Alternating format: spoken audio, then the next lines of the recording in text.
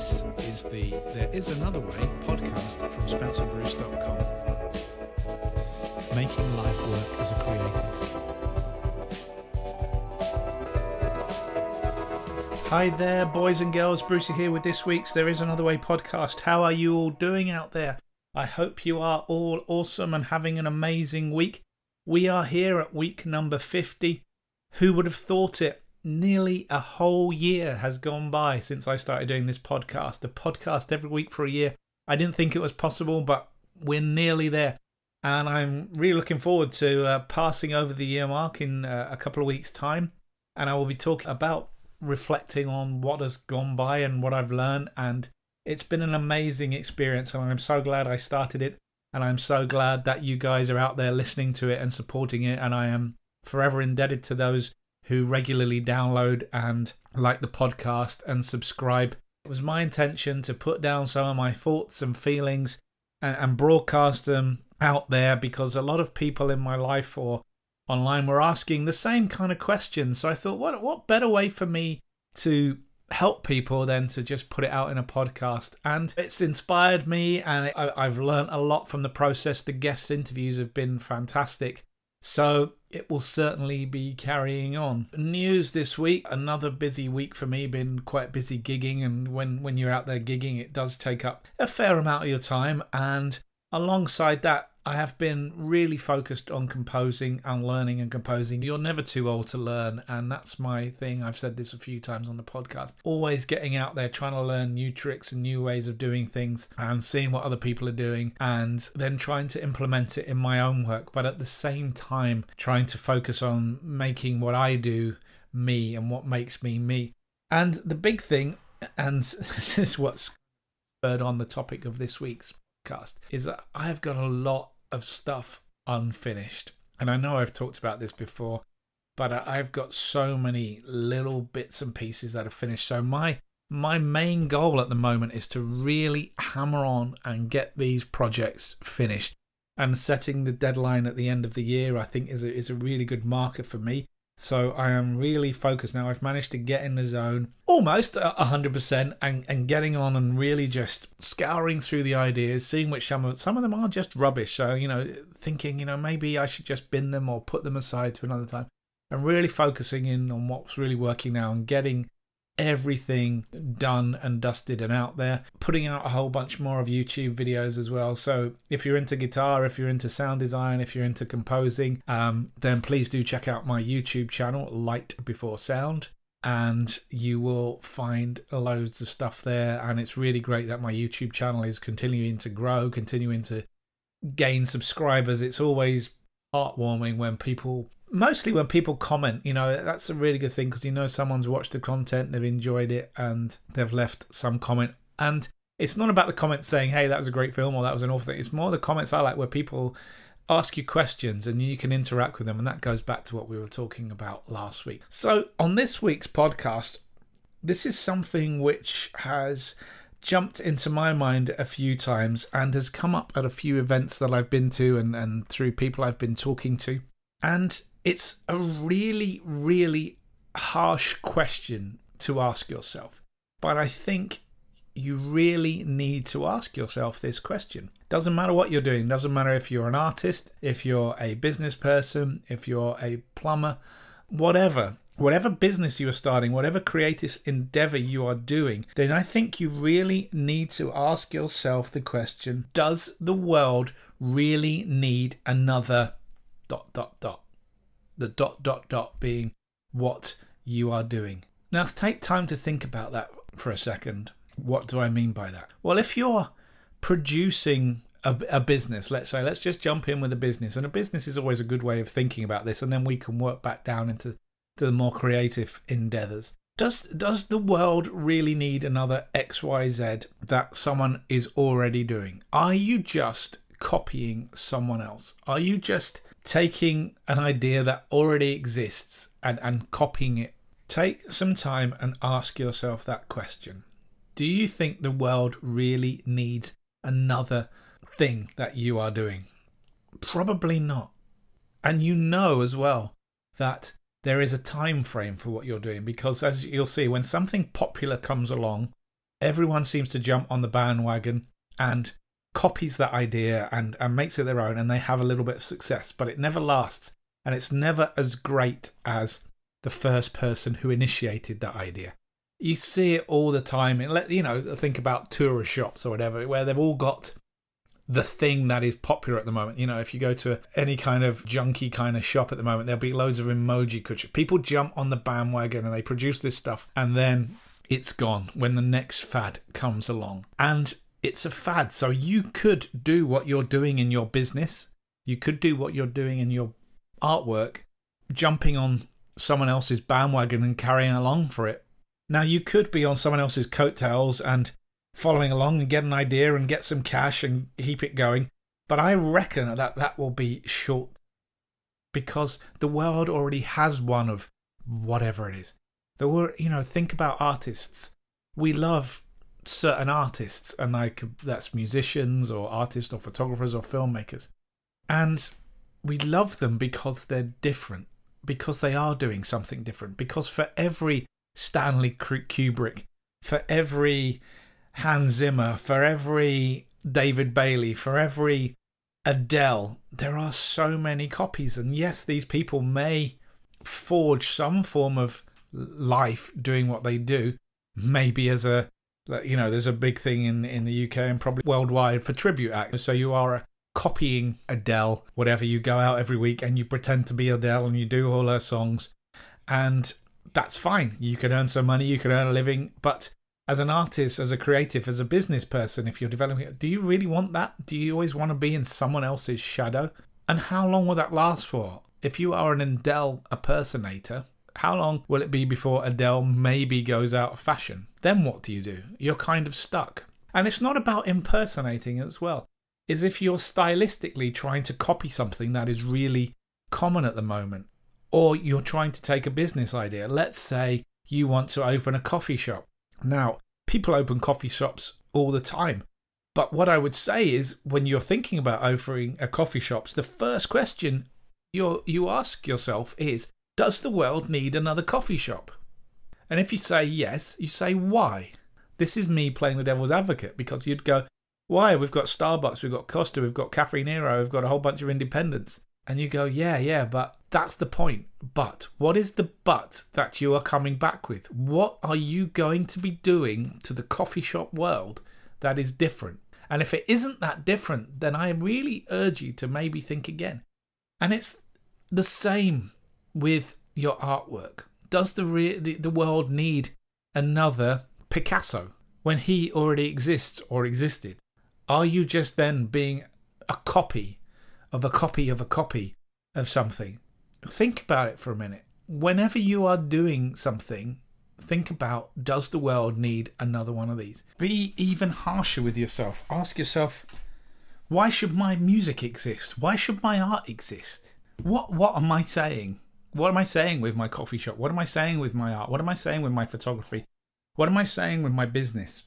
And it hopefully is a grounding that you need sometimes to realize that you do need to do something different. And particularly, I would stress this if you are in the artistic field, because we all know how incredibly hard and difficult it is to succeed or have a career in the arts or as a creative. And probably one of the questions is because we don't know why should what I'm doing exist? What right does it have to exist? Why is it relevant? Why is what I'm doing relevant?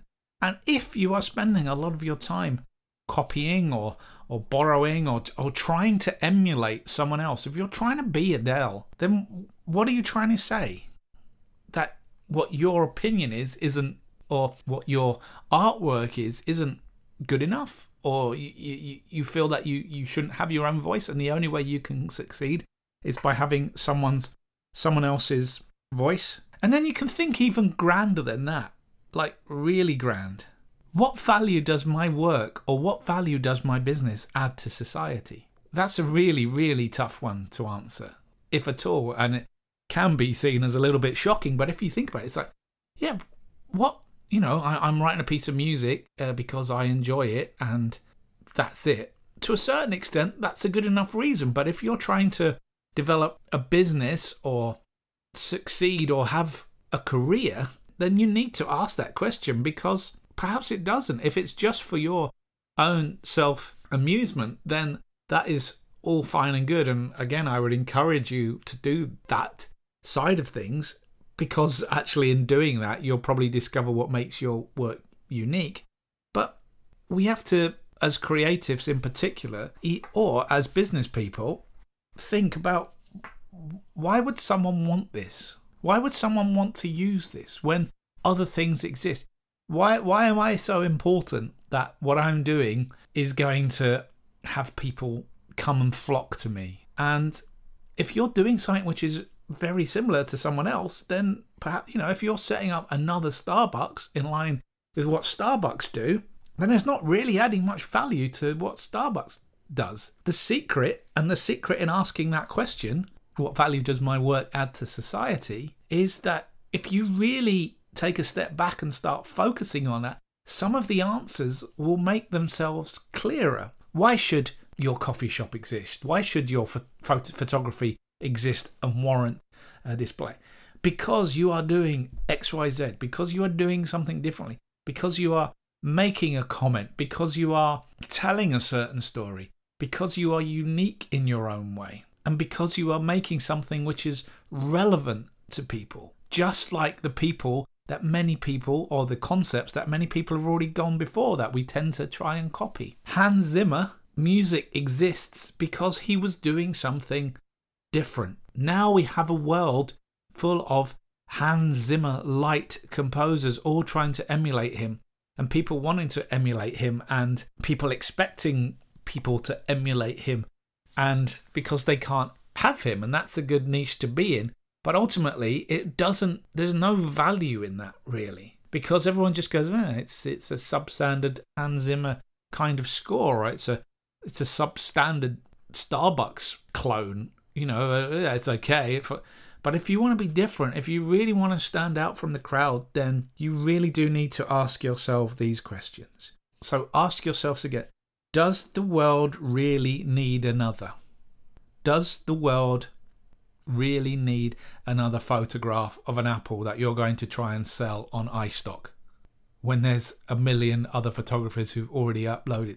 Look for the areas which are relevant but missing, and that is where your in is, and that is what you should be asking yourself when you're setting up a business.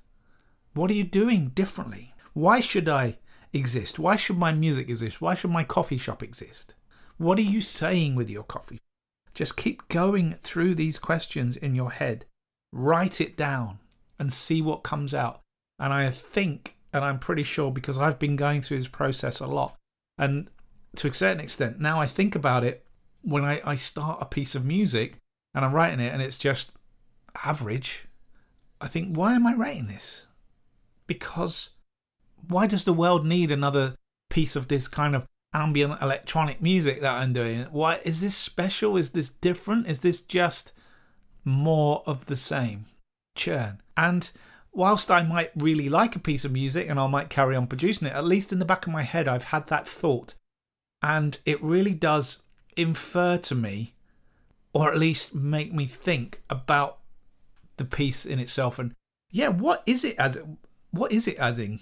And also you think as well, I'm a musician, and this is maybe one for the creatives or the business people. I'm doing this because I want to do this, and it's all I can do, and it's all I know. But what value am I adding to society? Ideally, we would like to contribute to society. And is me just sitting in a room churning out music for my own amusement, is that adding any value? Is that anything to society? Is that progressing the human race? I don't know. Maybe these are very grand questions. But on this, there is another way. We all like to ask grand questions. So that is, in a nutshell, what I want you to think about today. And I'd love to hear your thoughts on this on the Facebook group about what it is you're doing and why you think the world needs another one of whatever it is, how you can make your art relevant, how you can make your business relevant, and how you can stand out from the crowd, how you can find your niche. It's one of the things I've said since day one. This is all about finding your niche and not being scared to find your niche, because you are unique. The people you try to emulate, the people you look up to, had a 1 in a 7 billion or even more, an infinite series of events which conspired to make their life happen the way they did, the way they like things, the TV programs they like, the books they read. And a lot of people in this day and age, when we have so much access to what our idols and celebrities do or what our business leaders do, we think if we do the same, remember, I can do that. Remember that from a couple of weeks ago? Then I can do that and I can be them. Well, you can never be them. You will never be them. You can just be a pale imitation of them. But what you can be is the number one in a universe. You are unique. Every day, every minute, every second that has brought you to this point of listening at this point on the podcast has made you unique, has made you you. And that is different from every other being on this planet and beyond. No one else has had those experiences. So if you are thinking about your work, if you're thinking about your business, why it should exist because you are unique and you are trying to say something unique through your experiences. And that goes the same for your coffee shop idea. Think about it. Think about what you hate about coffee shops. Think about all the things you love in your life, the TV programs you love, the books you love, the music you love, the people you love, the sofas you love. And you bring all that together and you make your coffee shop, which is something unique to you and uniquely different from Starbucks. Because when Starbucks started out as one coffee shop, that's what it was. It was different. And now it's grown and it's the same. So that's this week's topic in a nutshell. But there was something else I wanted to cover as well, which is I was thinking about this and thinking about some of the stuff from the last couple of weeks. I came up with a little productivity tip. And I've been thinking one of the reasons that we aren't productive or we don't feel that we're productive, I feel I say a lot at the end of the day, I haven't really achieved much today. I haven't really done much. And then I've done the thing, one of the tips from ages ago, I break the day down into hours and I write down what I do. And it's like, yeah, every hour is filled up with doing something, but I haven't achieved anything. And the reason that is, and I've been thinking about this quite a lot, because it suddenly dawned on me, we aren't productive or we don't feel we're productive is because we expect, I think, in this day and age, or at least I do, and I'm sure this is common with a number of you, we expect to have completed or succeeded when we stop the task we are doing. And this might not be the same for all of you, but I think it's very prescient for the way I function and the way I am, is that I don't feel I've achieved anything until I've ticked the box. Now, with the projects that I work on, with artwork and things like that, and with music and with film and with podcast, you don't feel that you've been productive until you have pushed that thing out of the door. And that's really difficult when you're working on projects which span a week, a month, a year. I started to realize the reason I don't feel I'm being productive is because I expect to finish. I expect to succeed the time I have, closed at the end of the day. And if at the end of the day, when I need to switch off, when I need to step back from it all, because this work is looming and it's never complete, it's like learning the guitar for me as well. It's like there is so much. Guitar is a lifetime of learning, and I'm sure it's applicable to any instrument, to any skill like photography or filmmaking. It's a lifetime. You're constantly learning. There's constantly always something to discover. And because of that, you just feel like you've not been productive because you haven't achieved the level. So my productivity tip, and this is something I'm trying to take on myself, is to overcome this, to realize that this is an issue with me, and maybe it's an issue with you. So if it is, I hope this is helping you, and go realize we're not productive, or we don't feel we're productive because we expect to complete. So if we don't expect to complete, then we can look back at the smaller steps we've made. And again, this goes back to something which is fundamental. We've talked about many times on the podcast. Everyone talks about perhaps setting smaller achievements, much smaller things, the things that you can achieve in the time period that you want, that form part of a bigger picture. So rather than me saying I'm going to write an album and it's like this is such a grand thing and it's never going to be finished, that I say I'm going to write a song, just one song that is achievable, and the expectation or success can be stopped. I could write a song within a day, and I know I can, and it goes back to something I did a couple of years ago, which was my piece a day project, where I wrote a piece of music every day for a year. I realized I was able to do that, and every day I put a piece out and it was completed, and I felt like I had been productive. So there is some food for thought. Think about when you feel that you've not been productive in a day, no matter what you're doing, and go and realize that it's mostly because it's part of a bigger project that you're working on and you aren't going to complete it. But at the same time, you will then procrastinate because you feel like you're not moving on, and then the project will take longer. It's like a circularity that we need to break. Love to hear your thoughts on this. Please do subscribe to the podcast. Please do check us out on Facebook. There is Another Way podcast on Facebook. Put your questions up there. Put your thoughts. Put your answers to any of the things that I've discussed. I really hope you found this useful. I really hope you have an awesome week. And all that's left for me to say is catch you later.